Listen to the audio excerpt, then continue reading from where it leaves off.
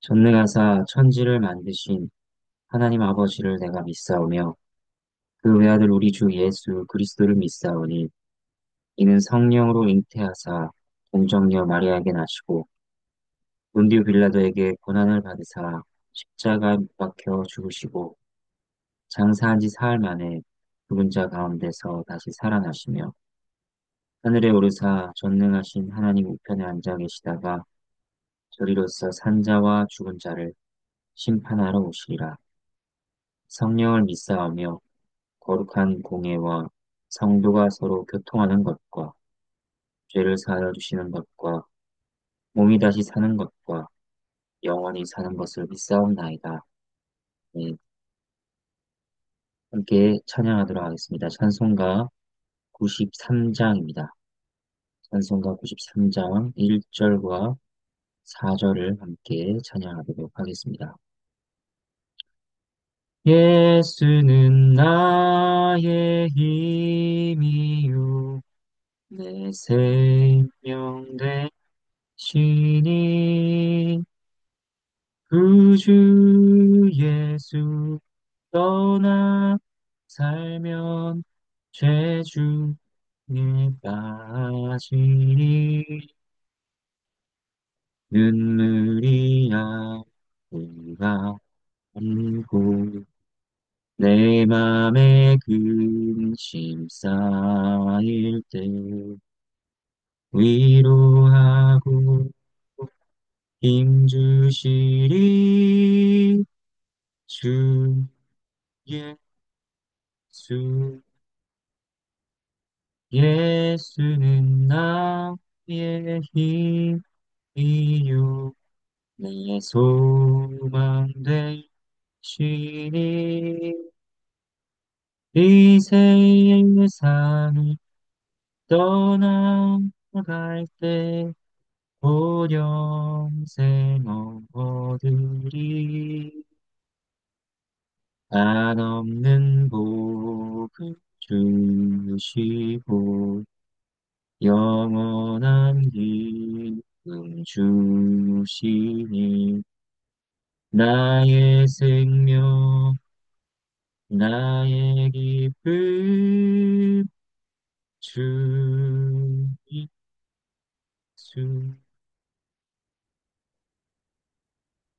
아멘. 함께 보실 하나님의 말씀은 호세아 13장 1절에서 16절 말씀입니다. 먼저 1절부터 3절까지 읽어보도록 하겠습니다. 하나님의 말씀입니다. 에브라임이 말을 하면 사람들이 떨어도다. 그가 이스라엘 중에서 자기를 높이더니 바알로 말미암아 범죄함으로 망하였거늘. 이제도 그들은 더욱 범죄하여 그 은으로 자기를 위하여 우상을 부어 만들되 자기의 정교함을 따라 우상을 만들었으며 그것은 다 은장색이 만든 것이거늘. 그들은 그것에 대하여 말하기를 제사를 드리는 자는 송아지와 입을 맞출 것이라 하도다. 이러므로 그들은 아침 구름 같으며 쉬 사라지는 이슬 같으며 사장마당에서 광풍에 날리는 죽정이 같으며 굴뚝에서 나가는 연기 같으리라. 에브라임 지파는 다른 지파들을 이끄는 영향력 있는 지파였습니다. 특별히 북이스라엘을 이끄는 역할을 했습니다. 그러나 그들은 망하게 되었습니다. 바알을 섬기고 다른 우상들을 섬기는 것에 앞장섰기 때문입니다.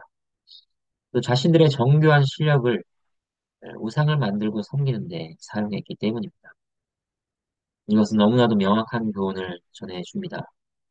다른 사람들이 존경하고 떨고 해도 하나님을 멀리하고 그분께서 싫어하시는 일에 앞장서면 결국 망한다는 것입니다. 우리는 보통 다른 사람들이 자신을 높여주기를 바랍니다. 남들의 존경을 받는다는 것은 얼마나 달콤한 일인지 모릅니다. 하지만 하나님의 말씀은 사람들이 높여주고 스스로가 높아지는 것은 소용이 없다고 하십니다. 오직 하나님께서 세우시는 것이 영원히 견고하다고 하십니다. 바알이 아니라 오직 하나님을 경외하라고 하십니다. 또 아무리 재능이 뛰어나도 그 재능이 우상을 위해 사용된다면 그것은 범죄이며 아침 이슬같이 사라진다는 것이죠. 우리는 자신의 재능이 빛나기를 바랍니다. 우리가 가진 탁월함을 인정받기를 원합니다. 그러나 자신이 가진 재능과 정교한 실력이라고 하는 것은 모두 다 하나님께서 주신 것입니다. 근원이 자신이 아니라 하나님입니다. 우리가 배우고 연습하고 갈고 닦으니 자신의 것이라 착각합니다. 하지만 하나님께서 맡기신 것일 뿐입니다. 아무리 뛰어난 자라 할지라도 하나님께서 요구하시면 하루아침에 잃습니다. 잘 달리던 자가 못 달리게 됩니다. 지혜로운 자가 우둔해집니다. 노래를 잘하던 자도 하루아침에 목소리조차 내지 못하게 되는 것입니다. 그러므로 그 재능이 하나님의 것인 줄 알아 온전히 하나님의 뜻과 영광에 부합하게 사용해야 하는 것이지, 그렇지 않고 엉뚱하게 다른 것을 섬기고 예배하면 아무것도 남지 않고 쉬 사라지게 될 것입니다. 4절부터 6절 하나님의 말씀입니다. 그러나 애굽 땅에 있을 때부터 나는 내 하나님 여호와를 나밖에 내가 다른 신을 알지 말 것이라. 나 외에는 구원자가 없느니라. 내가 광야 마른 땅에서 너를 알았거든. 그들이 먹여준 대로 배가 불렀고 배가 부르니 그들의 마음이 교만하여 이로 말미암아 나를 잊었느니라. 하나님께서 얼마나 오래전부터 그들을 변함없는 사랑과 자비와 긍휼로 대하셨는지를 떠올리게 하십니다. 애굽 땅에 있을 때, 또 광야 마른 땅에 있을 때도 그들은 다른 그 어떤 나라도 경험해 보지 못한 놀라운 이적들을 맛보았습니다. 한 개인이 아니라 민족적으로, 국가적으로 하나님의 살아계심과 구원하심과 도우심을 경험했습니다. 그것은 전설도 아니고 신화도 아니고 실제 역사의 사건들이었습니다. 그렇게 크신 하나님의 인도와 보살피심을 받았는데 그들이 그것을 잊었다고 말씀하십니다. 이것을 우리에게 적용한다면 어떨까요? 죄의 유혹이 다가오거나 혹은 마음이 무뎌져서 이미 죄를 지었을 때 우리는 스스로에게 이렇게 묻고 고백해야 할 것입니다. 하나님께서 나에게 베푸신 은혜가 얼마나 큰 것이었는가. 태어나서부터 지금까지 나를 인도해 오신 그 손길은 얼마나 신실한 것이었는가. 어려움에 처했을 때마다 때에 맞는 도움을 주셨고 자격 없는 죄인을 위해 십자가를 지신 구주의 사랑은 얼마나 기이하며 놀라운 것인가. 주여 제 마음을 돌이키시옵소서. 주는 나의 하나님 여호와라. 주밖에 제가 다른 신을 알지 못합니다. 하나님 외에는 구원자가 없습니다. 이렇게 우리는 고백해야 하는 것입니다. 그리고 특별히 우리는 6절에서 배가 부르니 그들의 마음이 교만하여 이로 말미암아 나를 잊었다 하는 말씀을 명심해야 할 것입니다. 예나 지금이나 똑같습니다. 사람의 마음은 어려울 때보다 잘 될 때 교만해지기가 더 쉽습니다. 문제가 있을 때보다 마음이 편안할 때 하나님을 찾는 것이 더 게을러지는 것입니다. 안정적이고 순탄할 때가 영적으로 더 위험한 때인 것이죠. 다윗은 침상에서 일어나 혼자 평화로운 왕궁 옥상에서 거닐다가 죄를 지었습니다. 솔로몬도 풍요와 평화를 누리는 가운데 교만해져서 우상 숭배에 빠졌습니다. 우리도 이런 위험에 늘 노출되어 있습니다. 그렇기 때문에 시험에 들지 않도록 늘 깨어 기도하기를 항상 힘써야 할 것입니다. 주님을 떠나서 나는 아무것도 할 수가 없다. 그를 떠나서 나는 아무것도 아닌 존재라 것을 늘 기억해야 합니다. 그게 7절부터 9절까지 하나님의 말씀입니다. 그러므로 내가 그들에게 사자 같고 길가에서 기다리는 표범 같으니라. 내가 새끼 잃은 곰같이 그들을 만나 그의 영통 꺼풀을 찢고 거기서 암사자같이 그들을 삼키리라. 들짐승이 그들을 찢으리라. 이스라엘아, 내가 패망하였나니 이는 너를 도와주는 나를 대적함이니라.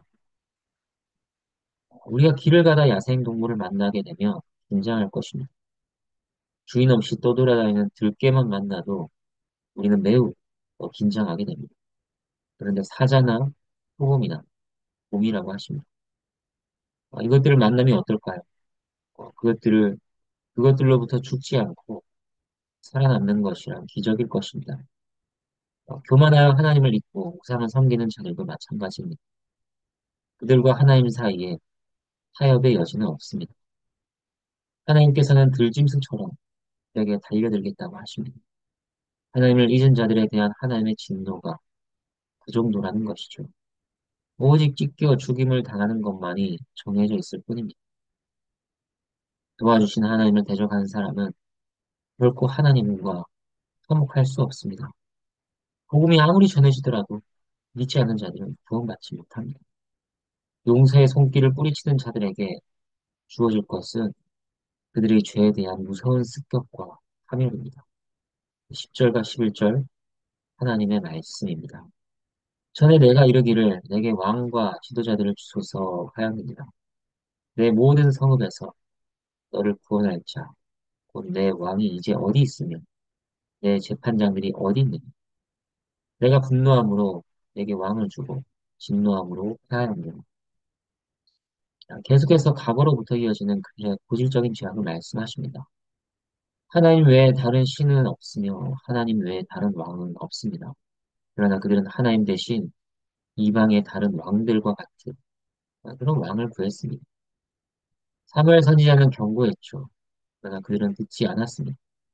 하나님께서는 이것이 하나님을 버린 것이며 자기들의 왕이 되지 못하게 함이라고 하셨습니다. 그리고 하나님께서는 분노하시며 그들에게 왕을 주셨습니다. 그런데 그렇게 해서 세워진 왕들은 또 어떻게 되었나요? 하나님을 경외하고 나라를 잘 이끌었는가? 그렇지 않았습니다.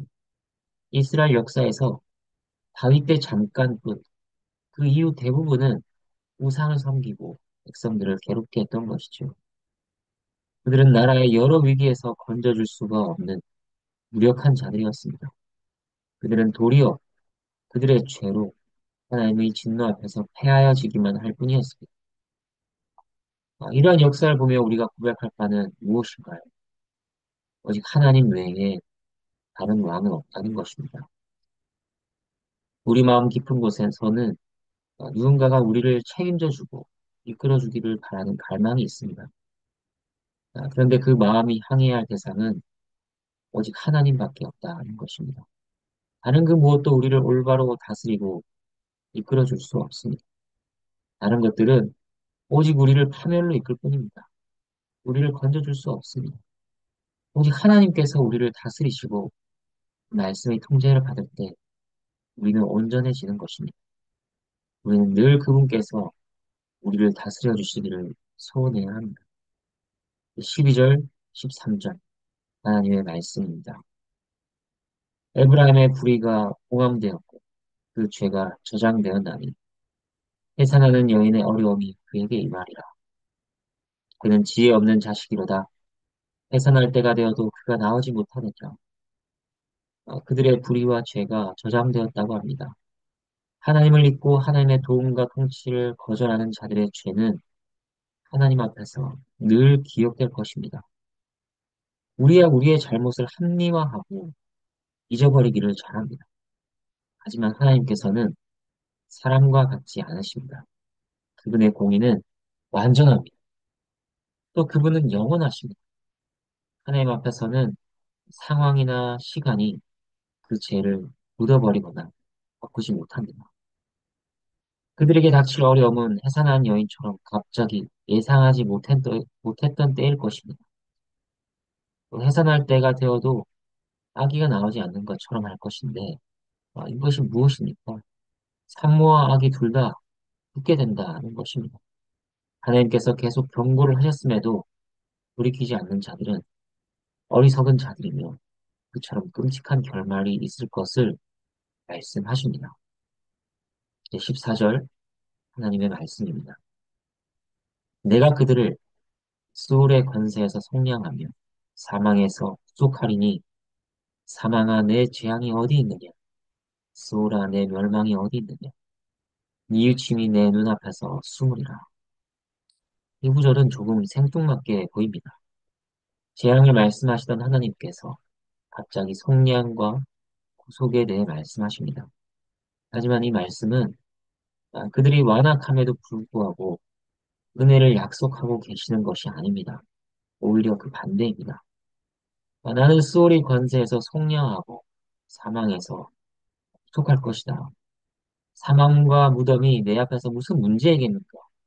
나에게는 속량과 구속에 대한 뜻과 능력이 있는데 그런데도 불구하고 너희는 뉘우치며 나의 속량과 구속을 거부하고 있다. 그 정도로 너희는 사악하고 완악하다. 이렇게 질책하고 계시는 것입니다. 그래서 그 뒤에 내용은 이렇게 이어집니다. 15절과 16절 말씀입니다. 그가 비록 형제 중에서 결실하나 동풍이 오리니 곧 광야에서 일어나는 여호와의 바람이라.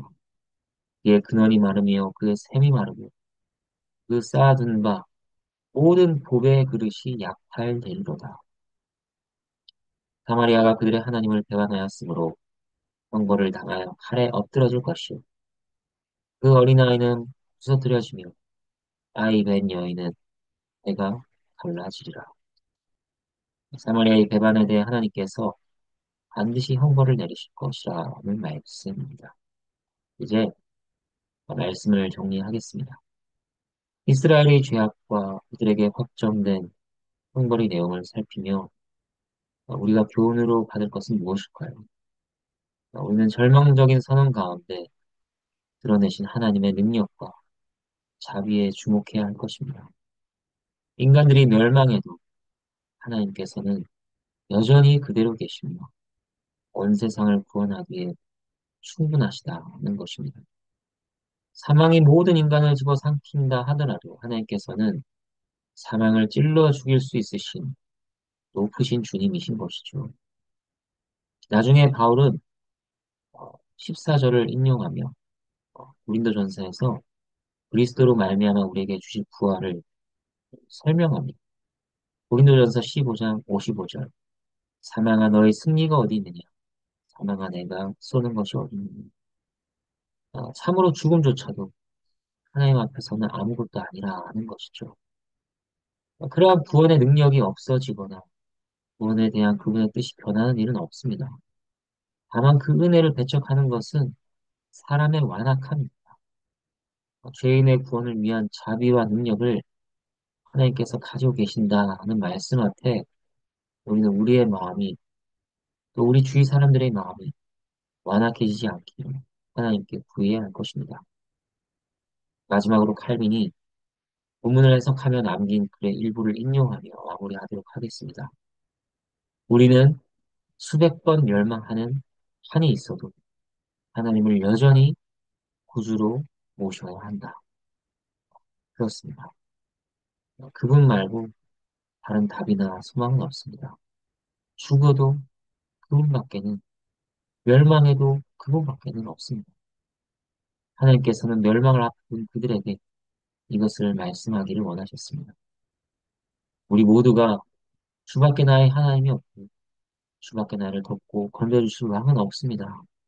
이렇게 고백하기를 바랍니다. 함께 기도하겠습니다. 하나님 아버지, 이스라엘이 하나님 앞에 저지른 죄악들을 살피면서 우리의 모습이 어떠한지를 돌아봅니다. 저희의 완악함이 어떠한지를 하나님 앞에 돌아봅니다. 저희들을 긍휼히 여겨 주시옵소서. 하나님께서 징계하시는 그 가운데서도 저희의 소망을 오직 하나님께 두게 하시고 구원하시는 하나님의 능력과 자비를 붙들게 하여 주시옵소서. 예수 그리스도로 말미암아 나타내신 하나님의 그 크신 사랑과 구원을 저희가 믿고 그것에 오직 저희의 소망을 두게 해 주시옵소서. 오늘 하루를 살아가는 가운데에도 주께서 사랑하시는 나그네 교회 권속들 가운데 위로를 더해주시고 새로운 힘을 더해주시기를 간절히 구합니다. 저희들을 인도해 주시옵소서. 저희들을 다스려 주시옵소서. 오직 하나님 홀로 영광을 받아 주시옵소서. 감사를 드리며 예수 그리스도의 이름으로 기도합니다. 아멘. 주님께서 가르쳐 주신 기도를 함께 기도하도록 하겠습니다. 하늘에 계신 우리 아버지여, 이름이 거룩히 여김을 받으시오며, 나라가 임하시오며, 뜻이 하늘에서 이루어진 것 같이 땅에서도 이루어지다. 오늘 우리에게 일용할 양식을 주시옵고, 우리가 우리에게 죄 지은 자를 사하여 준 것 같이 우리 죄를 사하여 주시옵고, 우리를 시험에 들게 하지 마시옵고, 다만 악에서 구하시옵소서. 나라와 권세와 영광이 아버지께 영원히 있사옵나이다. 아멘.